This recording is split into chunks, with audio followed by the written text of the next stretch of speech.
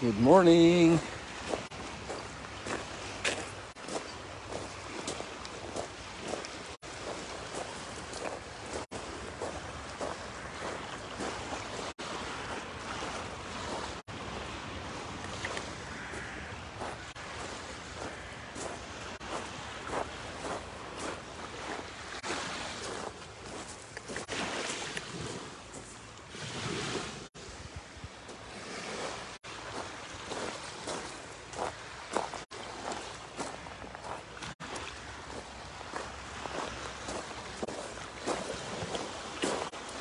Good morning. There are some tents here in the campsite. Fishermen are out there. I'm too far down now to show them to you. Look at all this pebbly shore here.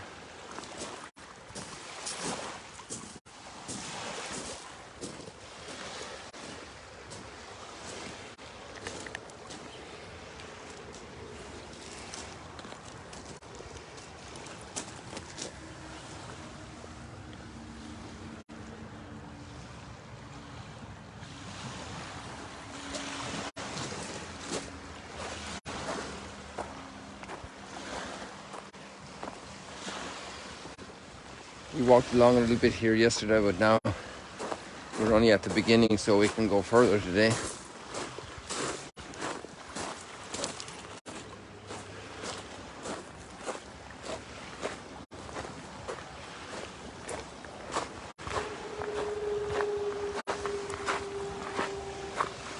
The psalm today is 122, and it talks about, let us go rejoicing to the house of the Lord. And these psalms are the psalms of ascent to Jerusalem. Let us go rejoicing to the house of the Lord. I'm going to go up here, okay? Just so you see, so you step carefully. We're not going to go up that high, I don't think. We're not in the right place to do that.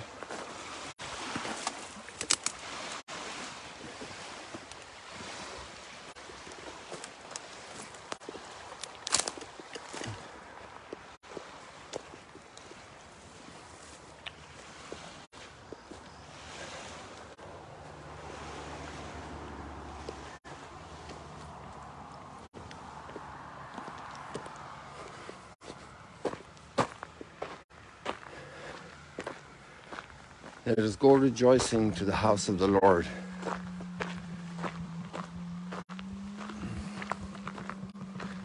And these were harvest feasts, so they had great joy because they were going to give thanks. It was a big family occasion, a big tribal occasion.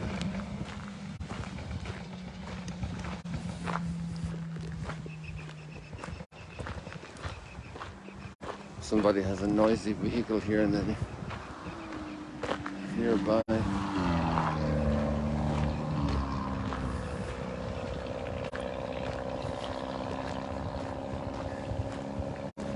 But this psalm could be taken at another level in both of the readings today. At the level of a different type of trip.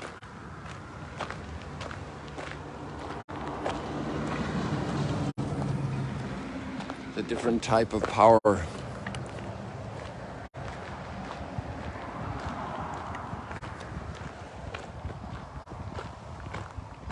To live for the heavenly kingdom. To prepare for the heavenly kingdom. There's another kingdom that's going to last forever. And that's what our faith promises.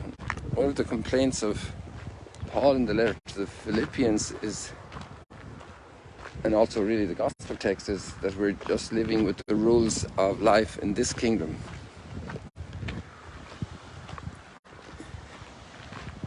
That our faith can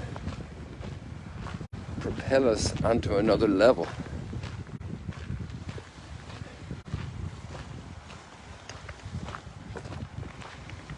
There's the earthly level, and there's the heavenly level.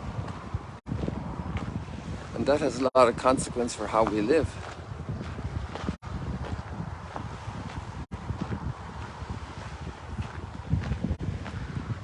And there's a tension between the earthly level and all its struggle for survival and existence, and the drive and tension and expectation to live on the heavenly level.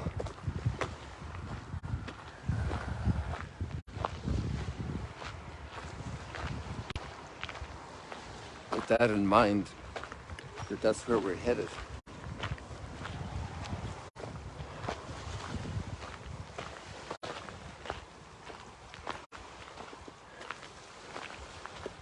So if you're going to drive to some destination, let's say with the children to Disneyland, some entertainment park, and there are too many stops along the way doing other things, they're going to be very frustrated. Because they want to get there.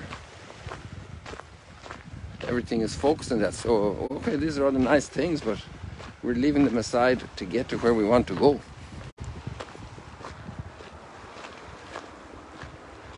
And then it's not just about taking time doing other things and stopping. It's about choices of activity. Some very nice things that kids will drop in order to finish their studies and get an exam, get their diploma, graduate.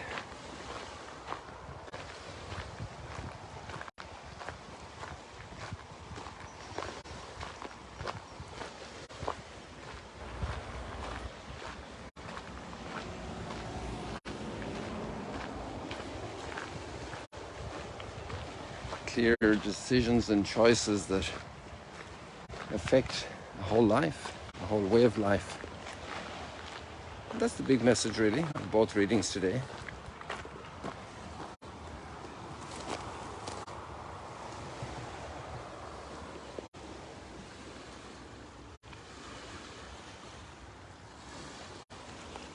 That's simple.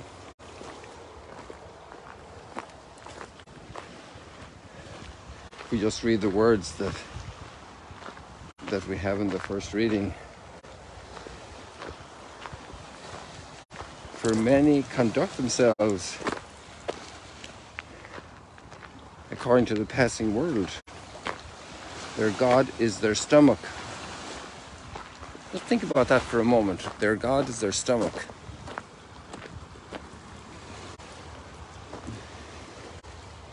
There's another little expression that is very powerful from the Gospels, which says, from what the heart is full, the mouth overflows. So what we talk about every day can be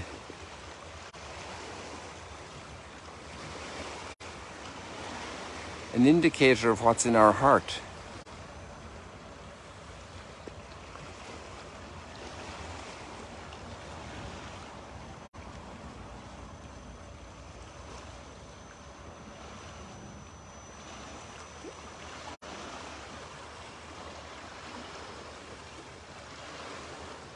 There are quite a few bees here.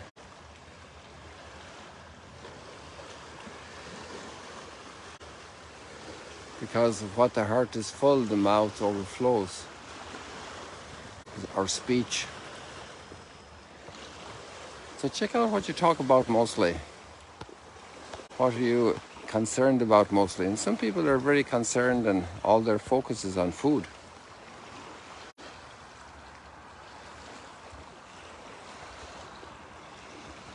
Oh, there we go. I was trying to get the camera to zoom out a lot, and it was difficult to get it to respond there.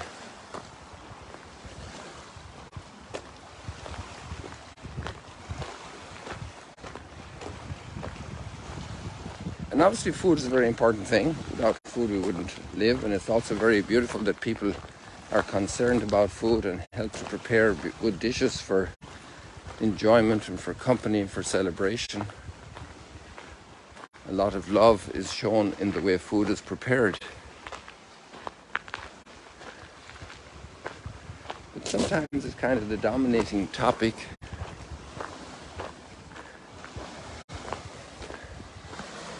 And I wonder if this line of Paul is not a line there. Their God is their stomach.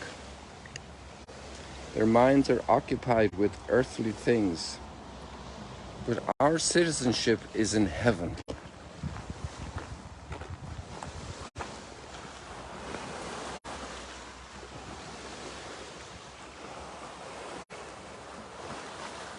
Let us go rejoicing to the house of the Lord.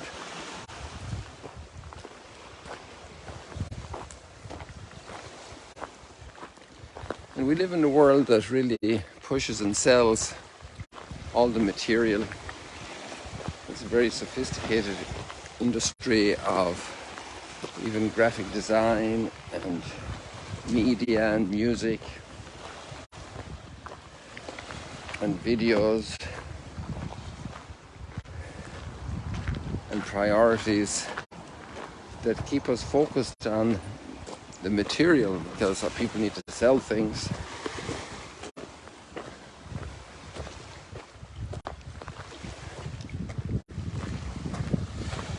I was very impressed with some sales people who comment, I never get people to buy things they don't need.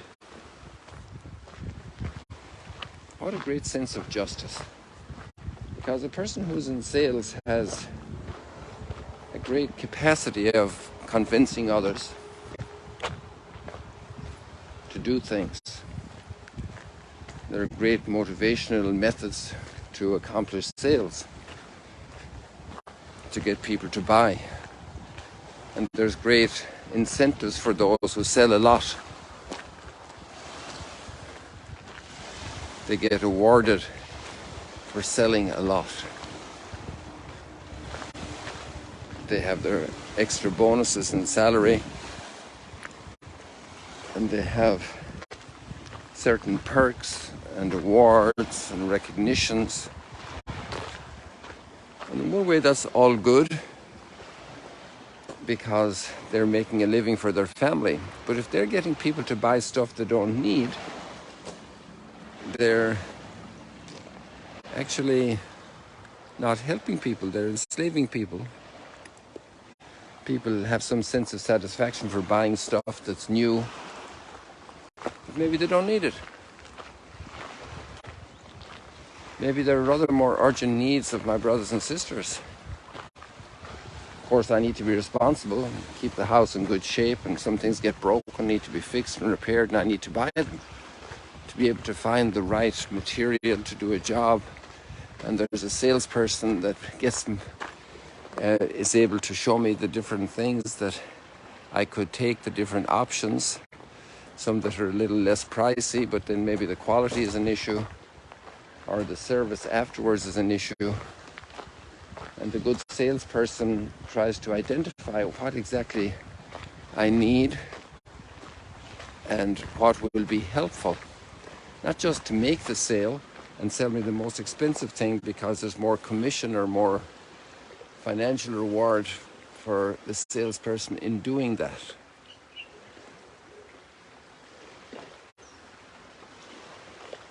Imagine how our economy would change in the Western world if this whole sales industry focused on just getting people what they need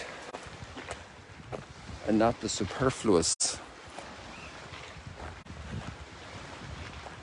And then we could take care of a lot more people in need as well, that have really needs, real existential needs for education, even for nourishment. I think of organizations like Mary's Meals and so many other charities that provide basics that people need. So there's some food for thought there. And there's a different motivational angle in the gospel. which appeals really to our own self-interest, which is very healthy, a healthy self-interest. And that is, I want, when everything here in this world fails me, I want to be well prepared as a citizen of heaven. So everything in this world I will use to that end. All of the material things entrusted to me, I will take care of as great gifts that have been entrusted to me. And I will share them because we're a family, and that every person is more important than the material things. And so this steward who cheats on his master is using the material things under his administration in order to secure his livelihood after his master fires him. So what's being praised by Jesus here is not his dishonesty and really stealth, but how he knows how to use material things for his advantage. And as believers, we can do that as well. As people who are pilgriming to an eternal Jerusalem, the heavenly Jerusalem, going up with joy to the house of the Lord, then we can. It's a while since we saw these flowers, and the name doesn't come to my mind right now, so one of you remembers that and writes it down for the others. I kind of have it in my mind, but I can't. I don't know. I can't. It doesn't come out of my tongue.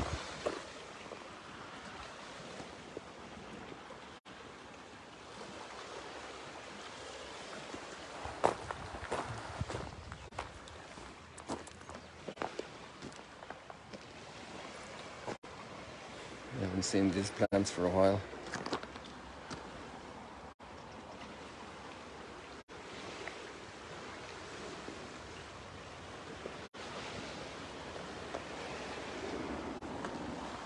I imagine you can hear the waves.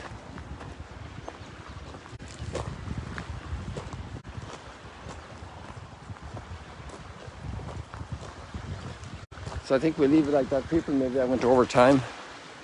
God bless you. Great to be in touch again this morning here at the foot of the southern cliffs of Mount Arbel. Wishing you every blessing and joy on this beautiful day.